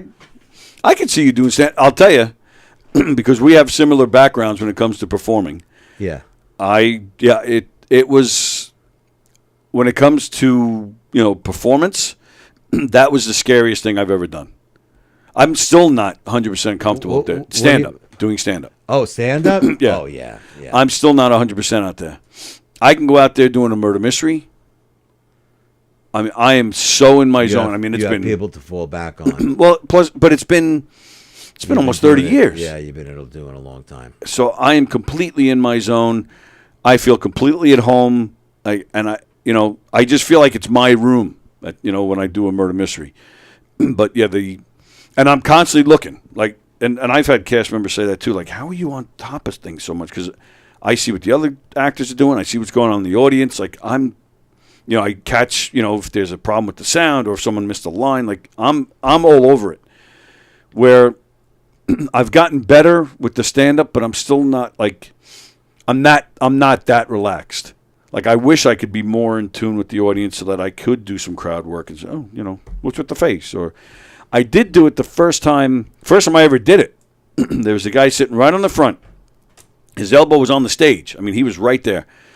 I think I was 2 jokes in, and he's on his phone. Oh, wow. Doing his thing. And That's great. And I just kept repeating my punch. I'm looking around, and I just kept repeating the punchline of whatever joke I just said. That's funny. And the crowd picked up on it. He had no idea. I even leaned down. I had to repeat the punchline. It was like three or four times. It was at least 3. Andy Plajanos was there. He could probably remember. But finally, he looked up. And I go, and I was the last one up. And I said, I'm the last guy. So you can't wait another 5 minutes? I said, put that away.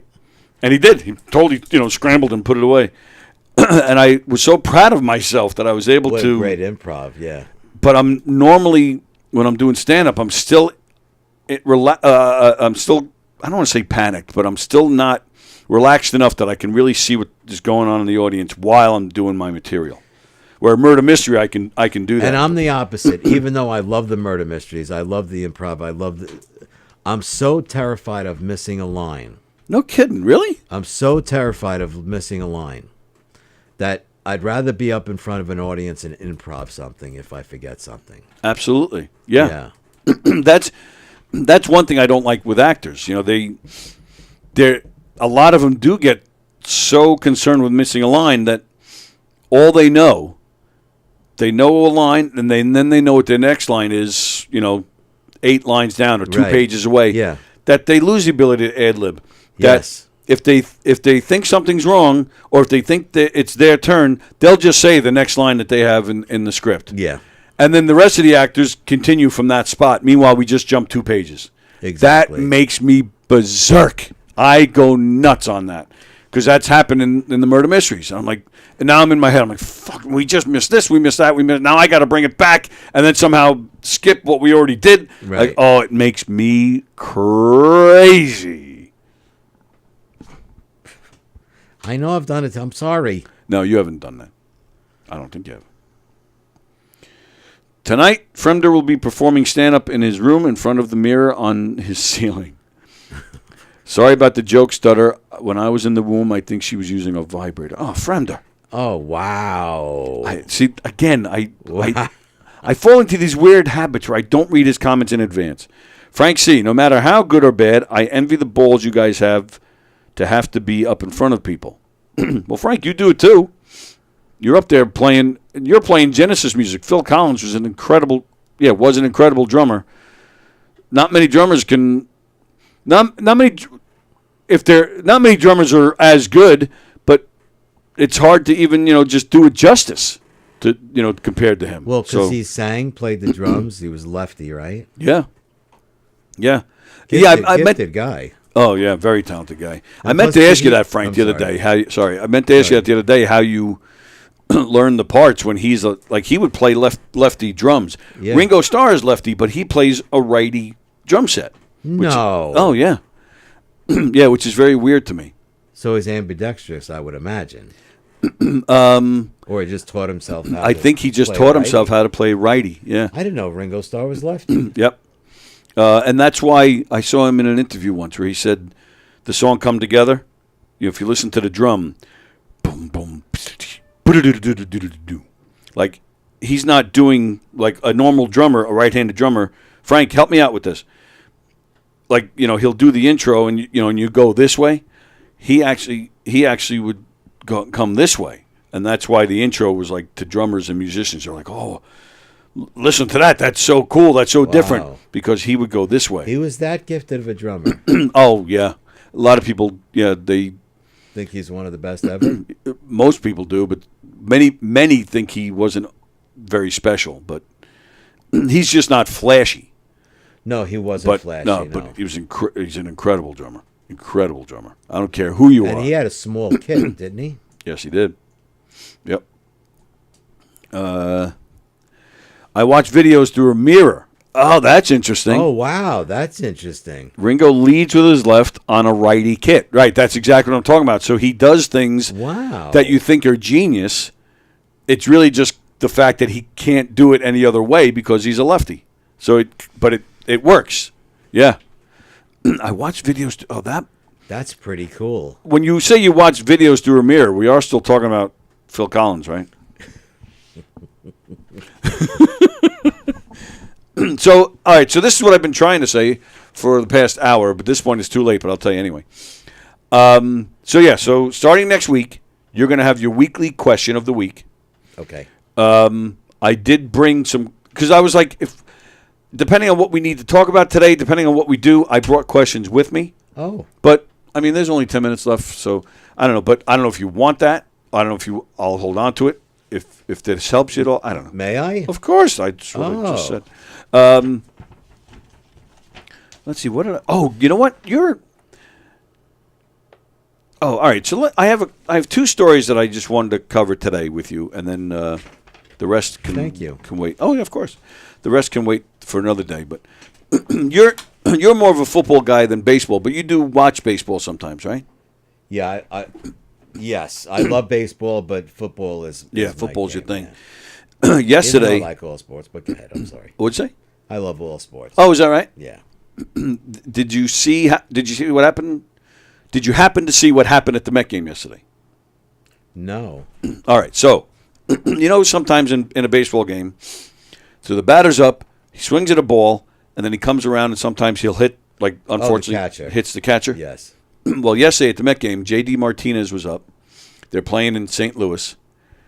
He goes to swing, but coming down with his swing, he hit the catcher right here. Sometimes that happens on the downswing. I don't know my guess is that's more painful than getting him on the backswing. Yeah, because he's generated the power. Yeah, broke the catcher's arm. Broke it.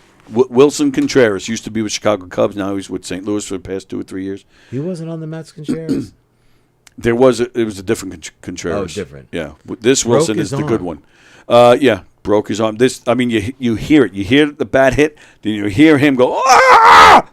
And then he just he rolls around, he gets up, he's running. He's just running around. He's in so much pain. And the trainer who's trying to check him out is running after him, trying to catch him. Oh, yeah, broke. Oh, it's hard to even watch, man. You could feel the pain, man. It's terrible. And yeah, it's rare. Usually, they swing and then they with the big backswing. Because their hands are so extended, they come around. It's rare that you see it coming.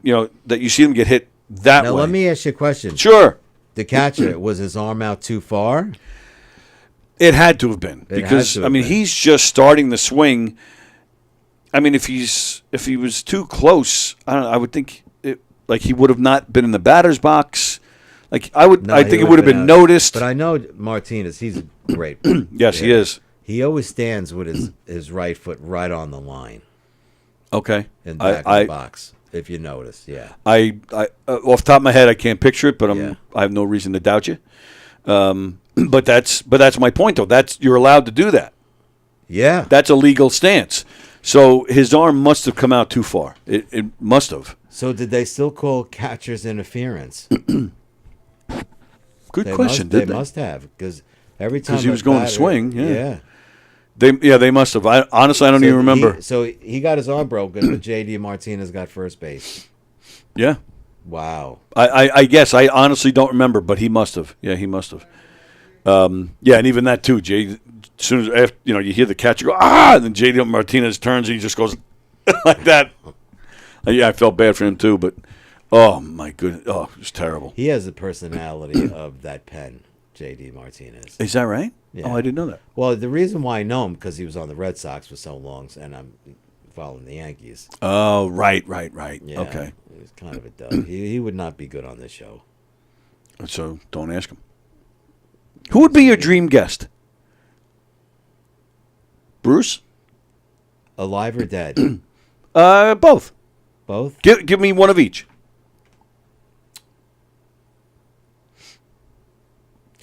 J.R.R. Tolkien. Who's that? What? What? J.R. what? J.R.R. Tolkien. J.R.R. Tolkien. Tolkien. I have no idea who that is. One of the greatest writers of all time. He wrote Lord of the Rings and The Hobbit. I'm not into that Harry Potter type stuff. Harry Potter? Isn't that all like the same type of shit? Oh, God, no. Yeah. And anybody could chime in. There is no comparison whatsoever between Harry Potter and Lord of the Rings or The Hobbit. No. All that fantasy, mystical J.R. Tolkien stuff. wrote he developed his own language, Elvish. What is it called? Elvish. Elvish Presley?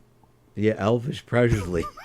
That's the first guy. That's how Sean Connery used to say it. Sean Connery. Elvish Presley. Do you know is a Sean piece of Connery shit. What?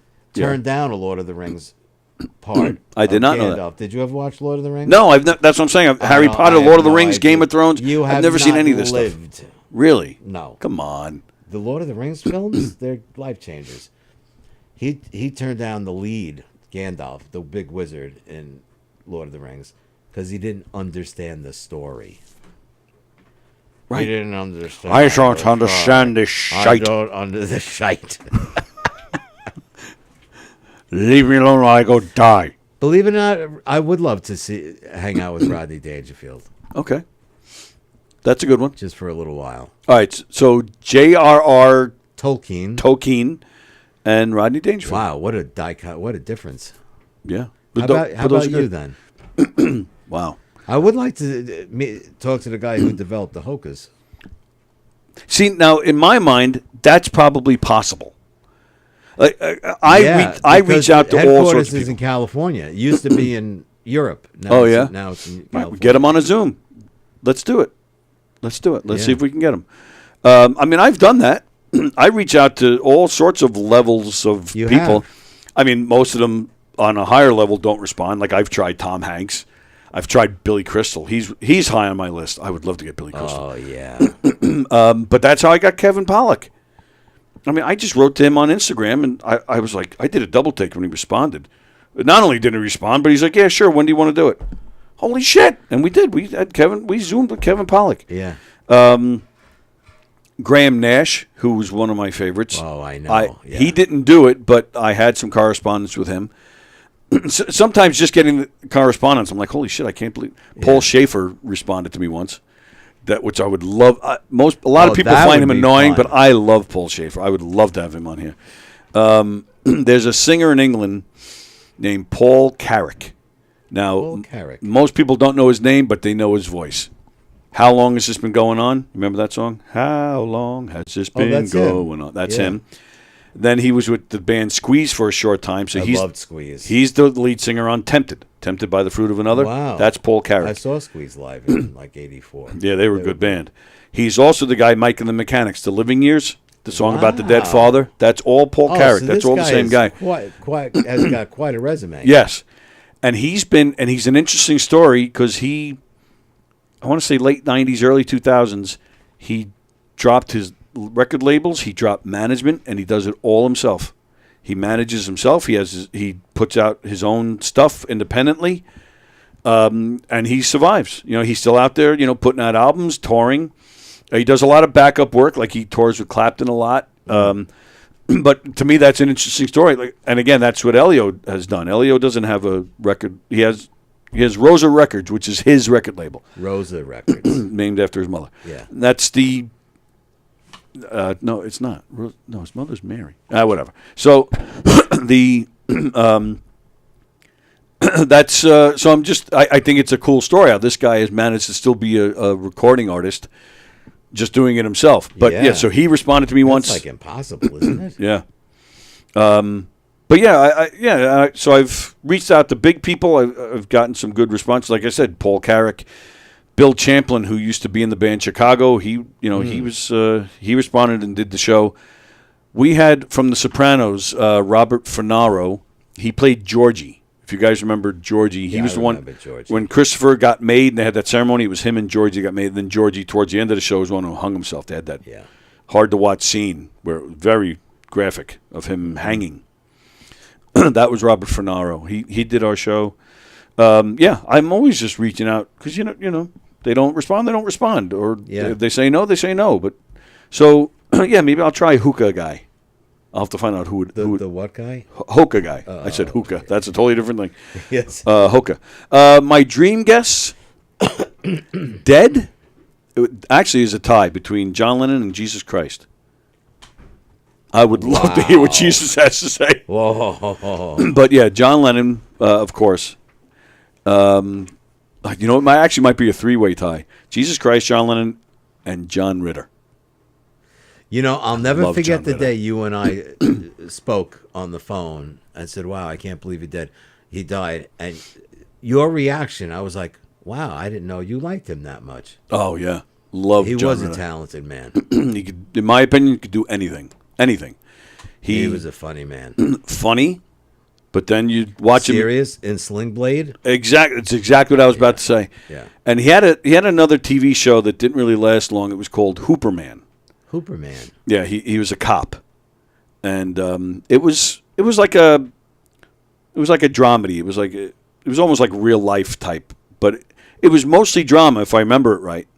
And I loved him in it. I was actually sad when that show. It only lasted maybe a season or two at the most, but I loved it. Yeah, and of course Three's Company. You know that famous scene where his drink. Somebody slipped a Mickey in his drink, and he goes into that big dance routine. That's one of the funniest things ever. Yeah. Ever in the history of TV. That's one of the funniest things ever. And if you don't know what I'm talking about, go to YouTube. Yeah. Alive. Who would I pick alive? The Pope? No. No, I don't like how popes get. No. They become like Christ, like The as far as celebrities. worship. Yeah, I don't like no. that. Nothing against the man. No. Themselves, but they do wonderful things. But I don't like how they're, again, treated like they're Christ. I don't like that. Donald Trump? No. Joe Biden? No. No, yeah, it's a big no to both of them. Politicians? No politicians. No politicians. I would pick either. Maybe JFK. I would like. Yeah, maybe. Maybe. Again, I have a three-way tie. I think it would be De Niro, or Billy Joel, or Bill Burr. Wow, that's quite a range in people. De Niro, because I would just love to talk about his acting. Billy Joel, for obvious reasons. I'd love to sit with Billy Joel and talk Hicksville. That's what I like to do. But Bill Burr, because I just think we'd be laughing our asses off. Yeah. So, I mean, I don't even know much is- about he Bill is a Burr, funny but man. Bill Burr, but he is just so funny. And I've been going on about it all week so far. Today's Wednesday, so I can't end the show without talking about it. Did you see this new Seinfeld movie? You mean Unfrosted? That's the one. No. Oh, It's bad? Mike, I hated it. I hated this movie. What? And I've seen on Facebook. It's been about 50-50. Wait, it's a movie or a show? It's a movie. It's an hour and a half. It's a movie. Wow. Not funny? I was so excited to see this movie. It's got some, big heavy hitters in comedy. Oh, yeah. Some great cameos and stuff. I was all excited for this. In the trailer, it looks hysterical. There were some funny parts. Bill Burr, if you see the trailer, Bill Burr plays JFK. Okay. And he's hysterical. The parts with him are the best, in my opinion. But the movie as a whole, I did. I turned to Lisa about 3/4 of the way through. I was like, this movie sucks. And as I'm saying that, she's like this. Oh, she was nodding off? Yeah, and she's a bigger Seinfeld fan than I am. And I've seen on Facebook, it's been about 50-50. In fact, Frank C., who was watching from the Genesis band, he said he saw it, and he said he enjoyed it. He enjoyed it. So I'm like, all right. So then I threw him out. But no, I don't know. Like I said, I've seen 50-50 on social media how people feel about it, but I thought it was terrible. Did you hear he said Michael Richards, although blacklisted, still would hire him? Jerry Seinfeld would hire him. And if you don't want to watch because of that, don't watch. But he's not in it. He's not in it. Maybe he's going to do another show. Oh, okay. So, yeah, he would definitely hire him, but he didn't hire him for this. Yeah, why didn't he hire him for that? The only Seinfeld alumni is, what's his name in real life? Jason Alexander? No. Newman? The character was, no, not Newman. The character's name was Putty? Was that his name? Oh, that guy, yeah. I don't know his name. The guy that had the devil's face. Yeah. Yeah. Right. Which I thought he was halfway funny. Yeah, in I that thought he show. was funny, and he has. It's literally a cameo. It's like one line. Oh. And there's one, well, that I picked up anyway. There's one reference to the TV show. There was to Seinfeld, which I thought was cool. And there were some cool, references because this movie takes place in the I think it's the '60s. I think. Oh. Yeah, and so there were some cool references and some cool things that they showed. He wrote it apparently, obviously. Yeah, he wrote it. He wrote it with some other people, and he directed it. This was his directorial debut. At 70. Yeah, he just turned 70. Now, talk about a guy who looks good for his age. Yeah, he looks great. That man does not look 70 years old. No, he does not. But yeah, I was very disappointed with this movie. Very disappointed. Paul Carrick from Mike and the Mechanic Suit. Yeah, I got to it. I missed a real-time Zardoz reference. Yeah. I don't know what that means. I feel like I'm looking at two Paul Schaefers right now. Too bad you don't understand Aramaic. Oh, is he talking? You said what's his name? J.I.R.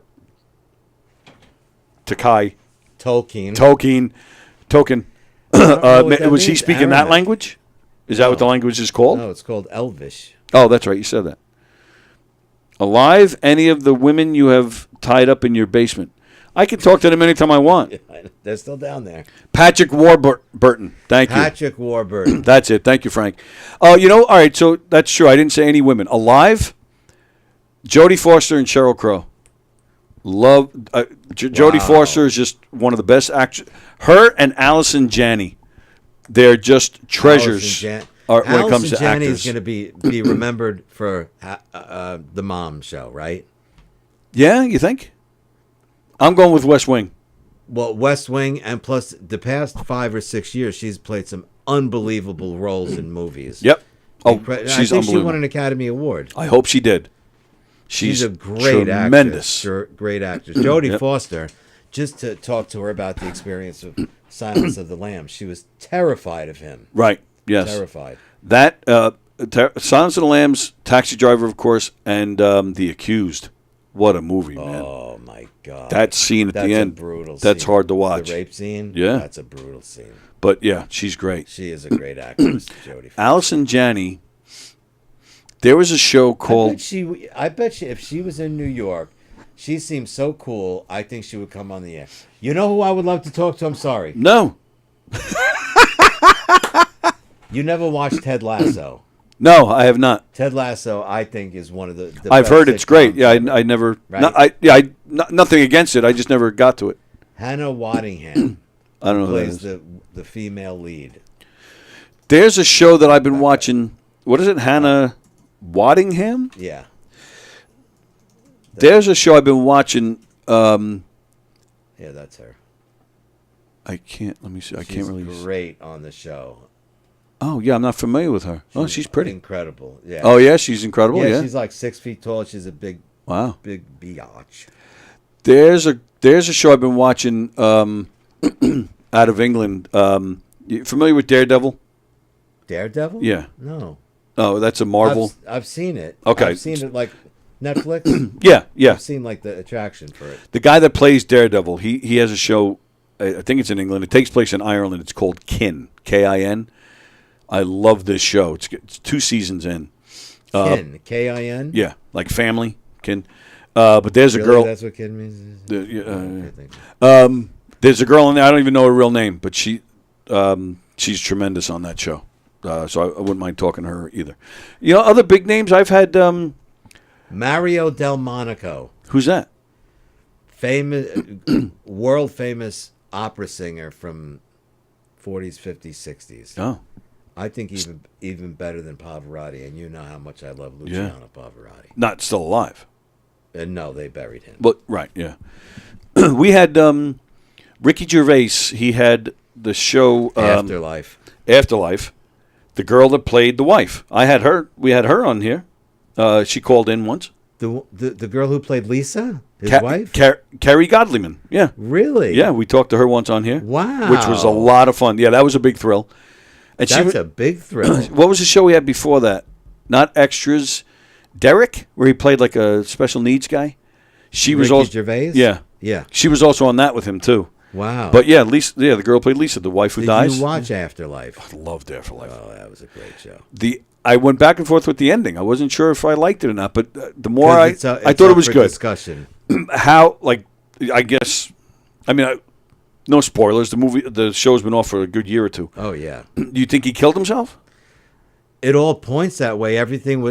All his good deeds were set up by his friends and all that stuff. Right. And he walks into the park. His dog disappears. That's what I didn't like about it. Like, I didn't like the ending either. Did he kill the dog?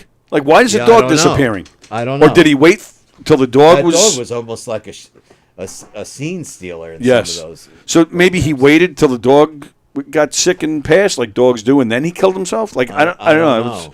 That kind of bothered me a little bit. All right. I want to make a mashup of The Accused and Tommy, says Andy Plajanos. Because Tommy plays pinball, I guess, and they banged her on the pinball machine. I'm assuming. I don't know. That's a good one. Contact. Yeah, Contact was a great movie. The only movie Matthew McConaughey is good in, by the way. I fucking hate Matthew McConaughey. Can't stand him. I can't stand him. Talks like an idiot, and he looks jaundice all the time. And he looks like a mess. He's gaunt. And he's just, all right. Goober, shut up. You know what I do love is Kate Winslet.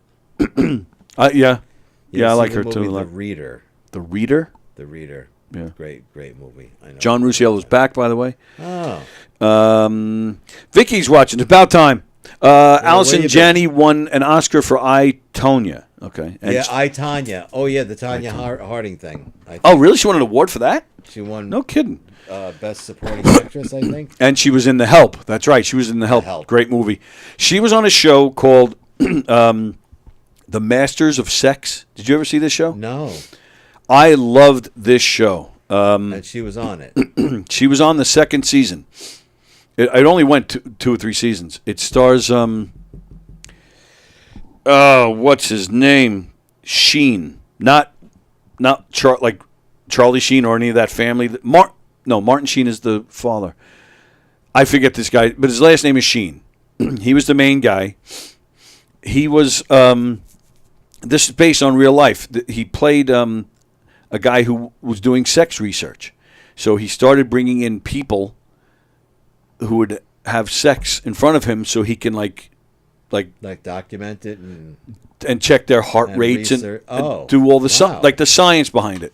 But it took place in I think the 50s. So of course people thought he was nuts and evil. And it gets, there's more to it than that, and the first season was fantastic. The second season I thought it really went to shit. I thought it was terrible. But Allison Janney is on the second season, and she does a full nude scene on the show. Yeah. Is that a recent program? Yeah, maybe within the past 10 years. Because she's no kid. She looked fantastic. Wow. Yeah. Oh, well, that's like what's that movie Diane Keaton did with Jack Nicholson? She had to be around 60. She did a full nude scene in that movie. As Good as It Gets? No. No, but it's one of those types of movies. Yeah. And I thought she looked phenomenal. And she was around. Kid's never been married. What? She has never been married and has no children. Diane Keaton? Yeah. Really? She's never been married? She has no kids? Wow. I haven't seen her in anything in a long time. No. Yeah. All right. I'm going to read some last of these comments, and then we're out of here. Wow. I had no idea we were that late. Wow. You don't have to watch a rape scene if you don't want to. No one's forcing you. Michael Sheen. Michael Sheen. Yes. Thank you. Yes. About Masters and Johnson's sex studies. Yes. Masters of Sex was great. Michael Sheen. Frank, but do you agree the second season, it was really bad? Killing dogs are not allowed in film. Remember Independence Day? True. Ricky Gervais was great in The Invention of Lying. I have never seen that one. Me either. It was It was based on the show was based on Masters and Johnson. Correct. All right, we are out of here. Thanks for sticking around a little while longer with us. We've been doing that a lot lately. We've been going longer, so we appreciate you sticking around with us. Thank you as always. Thank you. We'll see you next week. We have Andy Plagano says it's about Masters and Johnson. Yeah, Frank C. already said that. Pay attention. Andy Plagianos, guess what? Andy's in here with me every Friday. It looks like Carrie Karavis will be with us on Friday. Chris Monty was scheduled. I don't think he's coming. I'll have to check with him. But if they're both here, that makes it even better. But it looks like Carrie Karavis is coming this Friday. She's playing the Brokerage Friday and Saturday this weekend at the Brokerage. Go to govs.com. Yes, agreed, Frank. Yeah, he doesn't like the second season either. Carrie Karavis is playing the Brokerage this weekend, and it looks like she's coming in here on Friday, which I'm very excited about. Brandon Lackaruber's Broken Mike is tomorrow night here at Governor's in the Giggle Room. Brian Scott McFadden is playing the club this weekend. Terry McNeely is in the Giggle Room on Friday with Natalie Goggin and Travis Grant and Hugh Murray and Greg Joseph. Kevin Bartini is playing out east at McGuire's this weekend. So a lot of great stuff happening this weekend on a Governor's stage. I'm sure there are a few people that watch that don't mind you going longer. Oh, that's nice. Yeah. I don't know if he meant it that way, but we're going to take it that way. What else? September 28th, don't forget, Knockem Dead Comedy presents Triple X Trivia. It's a game show night. Wow. Over there in the Giggle Room on, I believe that's a Saturday, September 28th. Ivory Fields is going to be performing as well to get the show going. He's hilarious. So it won't be totally Triple X. It'll be some nice regular. It's basically just an R-rated show, yeah. Nice. But it's going to be a lot of fun. Enjoy your day, Mary. Enjoy your day, says Mary. You too, Mary. Thanks for watching. Mary, before you go, hope you didn't leave yet. Do you have an update on Anthony's mother? We'd love to know. I should have asked you that before. Thoroughly enjoying the show. Thanks, Frank. Please, if you're enjoying the show, tell everybody you know about all the great shows here at Governor's Comedy Club Podcast, especially this one. From there, Brandon Lackaruba, otherwise known as I Wish I Was Tony Hinchcliffe. Yeah, that's funny. Go to knockemdeadcomedy.com, find out our schedule and what we got going on, as well as information on how to hire us for your event. Go to govs.com to go see some great comedy shows this weekend. Will Vin Diesel be at the Triple X show? No. Mary says she does not have an update yet. She is also waiting to hear. Wow, that's a long surgery. Wow. Started yesterday. What about you? You got anything? Like, you doing any acting? You got anything coming up? No. Why not? Get back out there. No. Pretty soon I'm going to be getting headshots done. Oh, very nice. So I'm going to start going on auditions. Yes. Do you have a photographer? I do, but I'm not crazy about him. You have one? I have somebody. Yeah, I have. Yeah, Chris Thomas, who comes in here often. Amazing. She did headshots for Zach and some other people I know. Yeah, I have to get some headshots. She's fantastic. Yeah, you know what? I should get some new ones myself. Frank C. Triple X was a terrible movie he was in. This is why I don't do comedy. I've never even heard of it. All right, we're getting out of here. So today is Wednesday. I believe this is it for the day. There's nothing else. So tomorrow, Thursday, Coffee with the Dog, tomorrow at 9 a.m. We're on here at 11 a.m. Frank will be here unless his tummy hurts like last week, you son of a bitch.